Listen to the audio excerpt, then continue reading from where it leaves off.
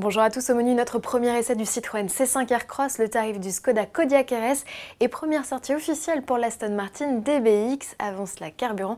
Voici les annonces du Premier ministre face à la grogne des Français.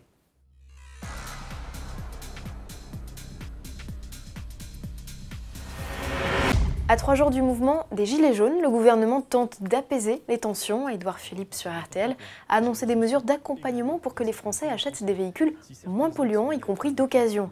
Des aides dans la continuité de ce qui se fait déjà. La première est une surprime à la conversion de 4 000 €, soit le double du montant actuel. Elle se destine aux 20% des Français les plus modestes et s'appliquera dès le 1er janvier prochain lors de la mise au rebut d'un modèle essence de plus de 20 ans ou d'un diesel d'environ 15 ans. Sachez que l'âge moyen du parc automobile français, de plus en plus vieillissant, est aujourd'hui de 9 ans.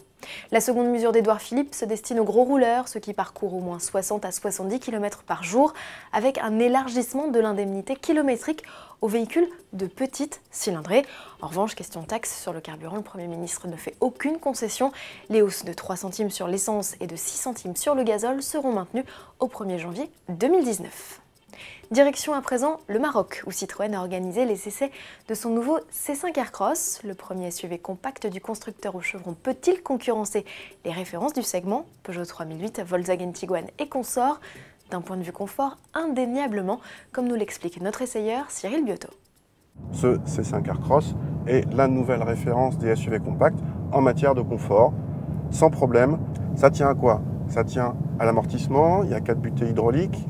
Ça tient à une direction très assistée, à un pédalier qui ne vibre pas du tout, à des sièges avec des mousses particulières. Bref, tout est soigné pour un maximum de confort. Le revers de la médaille, c'est que ce C5 Aircross, il subit beaucoup de mouvements de caisse, que ce soit en roulis ou en tangage. Et donc, en termes de dynamisme, on est très très loin du 3008, qui partage pourtant la même plateforme, comme quoi les réglages châssis, ça fait beaucoup. Retrouvez l'intégralité de cette vidéo dans la rubrique Essai d'Auto Plus. Les tarifs du Citroën C5 Aircross débutent à moins de 25 000 € en essence et 29 000 € en diesel, avec des blocs d'au minimum 130 chevaux. Notre modèle d'essai associé à la finition la plus chic, un diesel de 180 chevaux et une boîte auto à 8 rapports, est à 39 000 €. Et à propos de tarifs, Skoda vient d'envoyer la note pour son Kodiaq sportif. Le SUV, estampillé du badge RS, s'affiche à partir de 50 490 €, avec sous le capot, rappelons-le, un 2 litres bi-TDI de 240 chevaux. Comptez près de 1 000 € de plus pour les 2 strapontins supplémentaires dans le coffre. Le SUV 7 places n'est plus seulement le plus rapide du marché, référence à son récent chrono sur le Nürburgring, c'est désormais aussi le modèle le plus cher au catalogue du constructeur. Côté équipement, en revanche, rien à redire avec d'office combiné d'instrumentation numérique, sellerie cuir Alcantara ou encore suspension pilotée.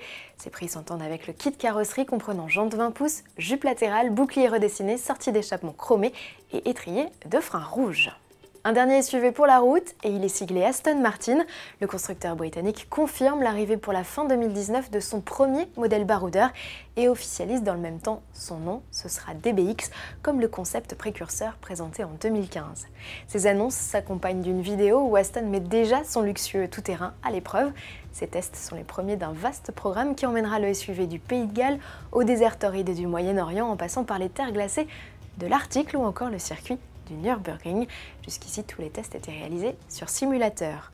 Le DBX sera le premier modèle assemblé dans les toutes nouvelles installations d'Aston Martin Lagonda à Sainte-Athan.